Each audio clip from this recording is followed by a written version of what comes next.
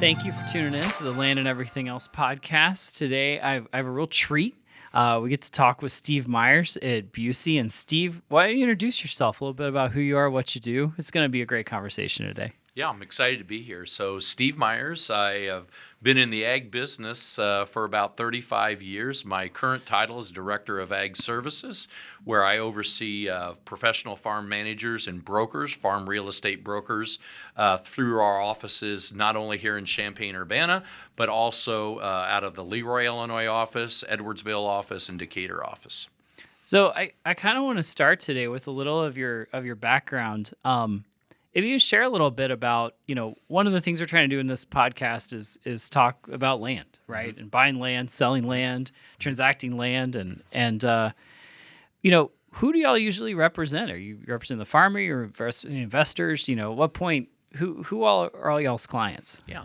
So really, the bigger picture, when we start at the 30,000 foot level, it's farmland and everything that goes along with it. So not only the sales and acquisition of farmland, but also the management and maintenance, upgrading, from adding drainage tiles to day-to-day management of corn and soybean crops here. We're pretty monocultured here. We are. Corn, soybeans, Florida. That's our rotation that goes along with that. But it's really all the way from top to bottom. So we not only work with clients who want to acquire land. We are in the auction business and brokerage business where we sell properties, whether by private treaty, just like selling your home, you put a sign in the yard, that's a private treaty transaction, or the auction business where it's not like on the network TV where we're auctioning off Foot Lockers, but we're literally auctioning off farmland, and that's about 50 to 60% of the transactions today take place by auction. But anything again from A to Z in terms of acquisition, sales, and management of that farmland. So let's open up. You shared something with me earlier I'd like to kind of start on, which is your doctor convo, right? Yeah. So tell me about your doctor convo. Yeah. So, first of all, the Steve Myers speech is, I think everyone should own farmland, right? It's a great part of diverse portfolio, and we can dig into that later. But my doctor conversation is, a stereotypical phone call that I would receive is we'll say a doctor, it could be some other type of professional out there that says, "Hey, Steve, I'm interested in buying farmland. What do you think?" And well, then the game's afoot, right? So we talk about the why. I want to flesh out why they're interested, but ultimately it leads to a question.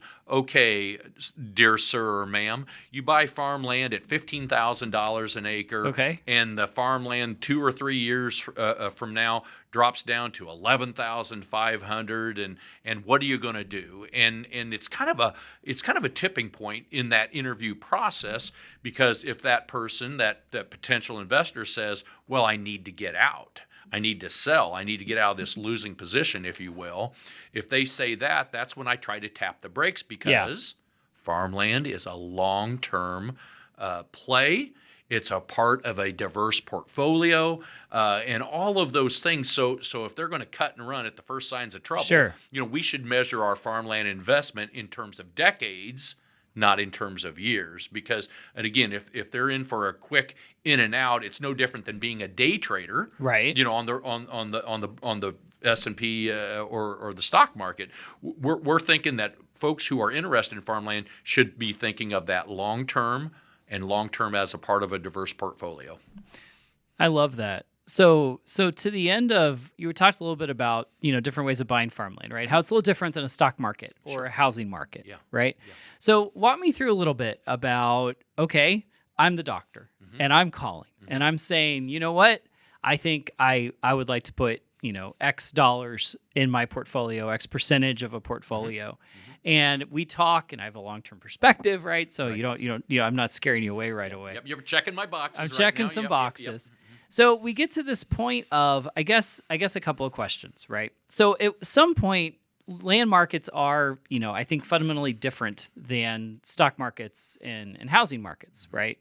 So if you could talk a little bit to the differences in acquisition, maybe the differences in holding costs and what we want to look for on that end, I'd really appreciate your experience on that. Right. Absolutely. So first of all, we understand that farmland is not correlated to the stock market, which is a great reason to own a farmland as a commercial investment. So let's go to different acquisitions to start with. So first question is geography important to you? That's a great question. You're from El Paso, Texas. Yes, I am. Do we want to buy farm and ranch land down in Texas? Do we want to be concentrated in East Central Illinois or the Midwest as a whole? Okay. So the first question is do you have any geographic constraints? Second question, and just as equally as important, is how important is the return to you? Because farmland's not very sexy. When we look at, we measure the farmland as an investment both on the appreciation or depreciation and the ability to return revenue on a year-to-year basis. But a great positive about farmland when we compare it, say, versus the S&P. Okay, great. And we look at making a 2 to 3% return yearly plus the appreciation side of that. Does it always go up? No, but that's why we measure it in terms of decades, right? That go along with that. But traditionally, the number that I've used over time is 3%. Today, we're probably wallowing in the 2 to 2.5% ROI range. But when we combine that with appreciation measured in decades, I think that you'll see, and that investor would see, that it competes very favorably with the S&P 500, meaning 10 to 11%. Pick a decade. Other than the 1980s, we had some troubles there, right? The farmland crisis, sissy SpaceX movies, and things like that. But when we measure it over decades, you were looking at double-digit returns. Again, as a part of our diverse portfolio. So you've identified that I want to be in East Central Illinois. Okay. And then you've said, return, I understand what my potential return is going to be. So then the question is, well, how many acres? Because very capital intense. Farmland in East Central Illinois today, off the rack, meaning just a run-of-the-mill Class A farm, is going to be in the $15,000 to $17,000 an acre range. So an 80 acres at $15,000 an acre is a $1.2 million investment. Are you going to use leverage to do that? Right. Well, borrow money for dirt today, and it's about 8.5%, 8.5%. Okay. So wait a minute, I'm borrowing money at 8.5% to get something that's going to return me 2%, right? So we need to have that conversation. Yes. So at that point I'm using all cash. Let's assume that. Yep. I'm using all cash. So how do I acquire that? So we talked earlier about auctions or private treaty. Sure. Let's talk about private treaty to start with. Okay. And as we said, we put a sign in the yard. We put a sign on the farm, right? Right. Farm for sale, 80 acres. By the way, this is not a trick question, but what's an acre? An acre is 43,560 square feet, roughly a football field without the end zones. Most of you all already knew that. But so if we want to buy an 80-acre farm and we're going to spend somewhere around 1.2, we're going to look for opportunities through brokerage or private transactions. Sometimes it's a brokerage firm like Busey putting their sign on it, hey, farm for sale, what are the terms? Sometimes it might be an owner-operator, a family member that says, hey, I think I want to put a sign up on the farm and let's sell that farm. So private treaty is the great thing about it is more controlled, a little slower pace compared to an auction, but it allows time for that potential buyer to really vet multiple opportunities in a given area. So much like buying a house that are mostly private treaty transactions, farmland private treaty just offers some advantages as compared to an auction, which is, hey, we're going to bid it up today, boys and girls, come along, bring your checkbook, And so then the gun's to your head a little bit at that day of the auction. So you kind of have to have your wits about you and your act together. But ultimately, it's the same process because an auction is just a series of offers. I'm offering you 14.5. I counter back. I'm asking for 15. You give me 15. Now I'm asking for 15.5. And it's just a faster pace way of doing it. In strong markets, auctions are the best way for sellers. Sure. And in slow markets, it's the worst way for sellers. I can see that. Yeah. Well, thank you for that. So I'm going to follow up on the doctor convo, right? Yeah. I'm Craig. I'm from El Paso, right? My experience in agriculture is driving down Windsor and Staley, right? That's where I'm at. But I recognize the value of land and farmland in a portfolio. You don't know anything about farming, though, right? So at this point in the game, farm management comes into play. You share a little bit about that journey and process and how that would work for someone. So I go ahead, I take the 1.2, I find the 80 acres, right? Let's keep the story moving. So now I buy it. I'm very excited. I drive out there and I go, what on earth do I do now? What's next? What's next? Yeah, what's next? Yeah. Well, so it's no different than owning an apartment building. So this is my 22nd speech. You own an apartment building and you neither have the time nor the expertise to manage the apartment building. What do? You hire an apartment building manager. Sure. Farm management is an apartment building manager for dirt.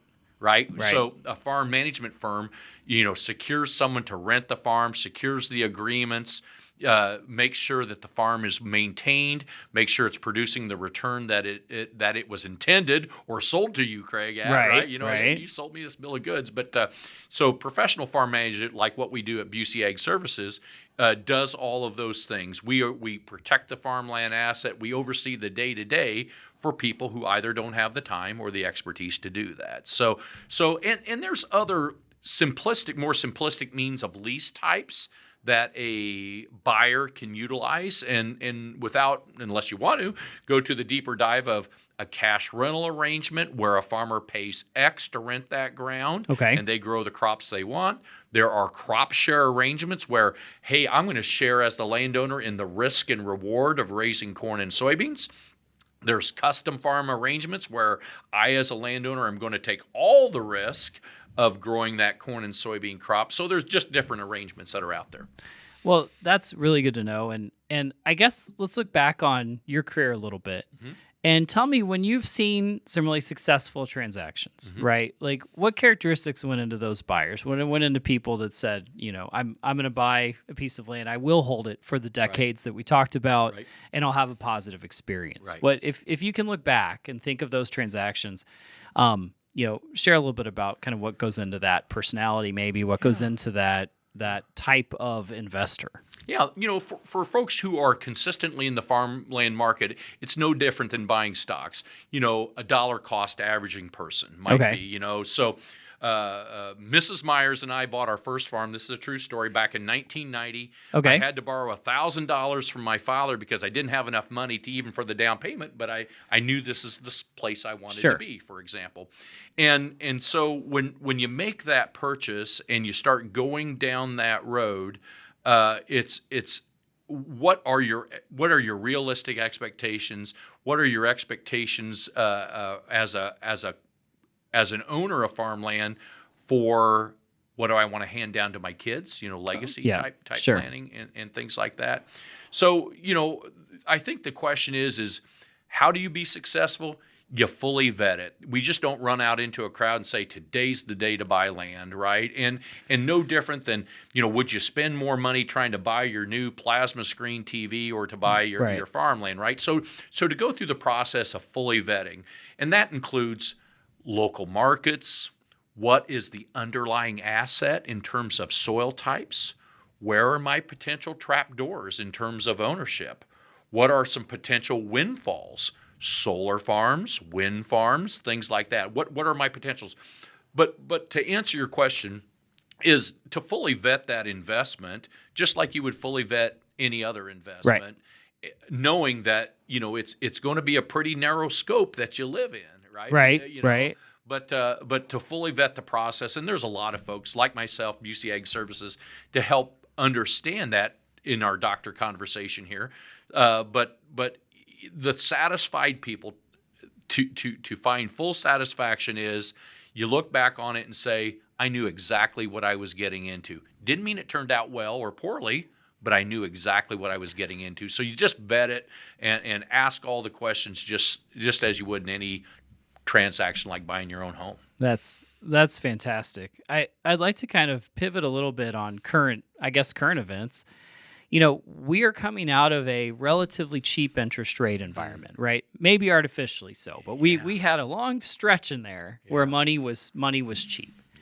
And now money's less cheap. Not the most expensive it's been in your career, right? You've seen higher costs. Yeah, double digits, you bet. But it is now. I think today, commercial mortgages popped over 8. Like I saw a tweet and it was like mortgages over 8, and you think the sky's falling. But how has that changed market dynamics? Has it? And I kind of just get your 2 cents. Yeah, I think ultimately it'll be a huge impactor. And again, I'm an older guy, right? I'm a 1964 model, so I'm 59 years old. So I've seen the double-digit interest rates. Yes, you right? have. And I've seen those 1980s farmland crisis some of that crisis was predicated on double-digit interest rates. So you're exactly right. We're coming off of, first of all, my crystal ball is no better than anybody else's. No, not at all. But we're coming off of kind of the salad days of farmland purchasing due to 3.5% yes. long-term rates in the face of robust returns on the farm that have driven prices up to where we are at today. We're still at historically high places. So what happens tomorrow is, again, I don't know, but I think that the pressures of, number one, higher interest rates for people using leverage. Yes. Number two, lower rates of return simply based on lower commodity prices that were experienced today versus, say, a year ago, would most certainly, on paper, have to force farmland prices down, at least bias them as flat to lower on something like that.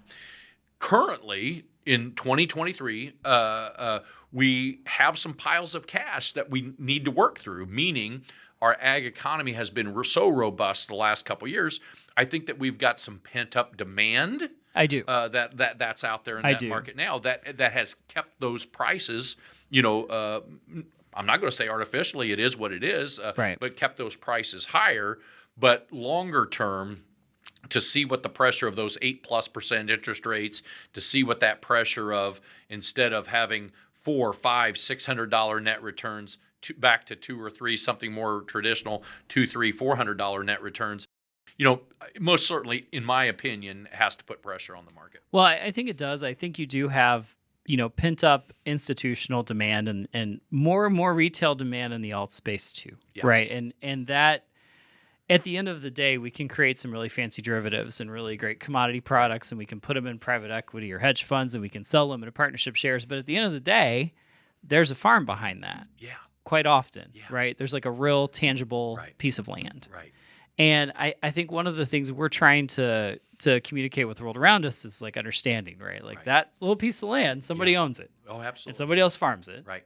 And we can spin it 8 ways to Sunday. But if there's demand for more ag institutional investing, I think you do see prices prop up a bit longer, maybe, than if there wasn't that demand. So I guess we'll see on the auction end of things where acres go, right, from Illinois standpoint. Yeah. And I think we're at that tipping point literally right now. Again, after we work through some of these piles of cash, the true market, is maybe a few months out or maybe a half a year out or something like that once we work through some of that pent-up demand in the cash that's involved. And I think variable interest cost on the operation itself, right? Like that catches up with people pretty quickly. I was borrowing to promote operations at 2, now I'm doing it at 10, and it's like that will catch up with people. Yeah. Interesting today here in 2023, we see those $15,000 to $17,000 per acre values. We saw a run up in 2010, 2011, 2012, 2013, where we got all the way up to like 12, 13, 14. Oh my gosh, the world's ending type of levels. And that retreated or didn't certainly go up double digits, but retreated into 2014, 2015, 2016. And then we thought, well, land's leveled off. We've seen our highs. It's never going to be that high again, right? And then again, demand, robust ag economy, and we just blew through it, especially coming off of COVID, where there was very few transactions, in that 12 to 18 month period of time. And when we came busting out of the gates in the fall of 2021, I mean, it was just crazy when you went up 1,000, 2,000, 15 to 18% gains on the year in terms of appreciation. And again, that's why it's the Dr. Convo. to buy land today to expect those similar returns, 15 to 18 double-digit returns, might be unrealistic. Right. What do you want to own it for? So, and I really like that perspective. Yeah. Kind of, let's take the Dr. Convo and talk generational wealth, because I think that's like an important part when we talk about farmland and we talk about Illinois and this, more globally too. But when you see families that you've worked with that have bought farms, and that estate planning piece just becomes critical to the success of that. Yeah. So how do we kind of make sure, or not make sure, but encourage estate planning, legacy planning, right? What steps do we encourage people to take? So doctor acquires the farm. Right. What do we do? Yeah. So, it's because of a couple things. Let's talk about the taxation, Yes. first of all. So, we have some disparity here in Illinois in terms of where we're at on the federal level with estate tax versus the state level. So that's number one in Illinois that we really got to sink our teeth into. What is the size of mom and dad's, grandma and grandpa's estate? Yes. And what kind of planning do we need to help facilitate? And those things could be things like gifting and a planned gifting pattern, say old school. I'll go old school to start with. Sure. through a land trust. Right. And we convert that into personal property, and we do our gifting every year per the IRS guidelines to kids, grandkids, and it's a way to diversify that, lower Pretty straightforward strategy, right? Yeah, very straightforward. But again, to wait to that darkest hour to start to put those plans into place would be great folly, especially in light of some of the run up in prices that we've had. Right. Wow, you got it's literally something that before, I'll say 1960s, 1970s, when we weren't moving that needle quickly. We've moved that needle so quickly the last 2 or 3 years to stay in front of that estate planning. Yes. Has been ultra critical. Yeah, it has. It's been I think one of the most fundamental critical elements of all this is making sure that if we want that land to stay in the family, we need to act well ahead of time and stomach the fact that you're going to have some costs, legal costs and insurance premium costs and all that. Yeah, and I think there's a lot of great professionals. Busey has professionals that can help not only understand just both the farmland aspect, but the bigger picture. So I'll talk about Bob Myers. That's my dad. My mom and dad are in their 80s, still alive, and want the farm to continue, right? And there's a lot of families out there, both farmer and non-farmer, that will be that way. So mom and dad, grandma and grandpa, what do you want? Well, we would prefer. There's two ways to look at it. We want the farm to stay in the family, and am I going to write a governing instrument that would rule that, a trust document, type of thing? Or am I going to leave you children or grandchildren to your own devices? That's the crux, right? But I think there's no real right answer to that. No, right? Or I might want to support a charity for a long-term period of time, and look at a CRUT type of thing where I can get maybe some advantages out of my estate, but provide for that charity of my choice. So again, the question is for the owner of that farmland as they do estate planning, whether that's family, whether that's gifting from a philanthropic standpoint, is what do you want to do? And that's why you got to get your team. And your team being your accountant, your attorney, and you got to, we talk about it, and everybody says, "Oh, the team that cost me money," or type of thing. But to have that and to have a well-constructed plan, it doesn't happen overnight. It takes weeks, it takes months, and sometimes even years, especially in an evolving market, to get all these tumblers to fall together correctly. Yes, because the taxman will. Yes, they will. Yes. So I want to ask Steve, we're asking everybody kind of the same question at the end. And the question for you is this. So I'm an investment advisor. I'm an insurance agent, right? I'm a registered rep of a broker dealer. And my clients want to diversify. We've got some stocks, we've got some bonds, and we say, man, every day I'm driving down Staley and I see that farmland, right? Like I see it. I want to invest in that. What advice do you give that financial intermediary? Right, with the advisor, the broker, the insurance agent. What if you could this is your chance to inform that world? Right. What advice would you give them? Well, I'm going to talk about two camps. I'll talk about that farming family operation. Okay. That's their hardware store. That is their line of business, right? Right. And they're going to be committed a higher percentage to farmland than you driving down Staley and Sure. say, I want to diversify Right. my portfolio. Absolutely. So then the question is, what is your asset mix? So you wake up that day on retirement day, for example. Say it's retirement day. Yeah. All right. And you wake up on that retirement day and what I'm going to use the word silos because this is an ag conversation. Where are my silos of my retirement? Some of it's in my 401k, some of it's in my pension, Sure. some of it's in hard assets like my house. Right. What commitment do I have to the real estate side of Sure. my Sure. So I think that again when I'm talking to those mid managers, we can manage our way around it, but tell me why and we can tell you how. But really, for me, I want the question is the why. You want the why. Yeah, You want to check the boxes and make Yeah. sure this is going to be appropriate. Yeah, absolutely true. And again, when you mention insurance agents as a perfect example, as we talked about estate planning, I might want to be buying life insurance to help offset my offset my estate tax, type of thing. So when we talk about our teams.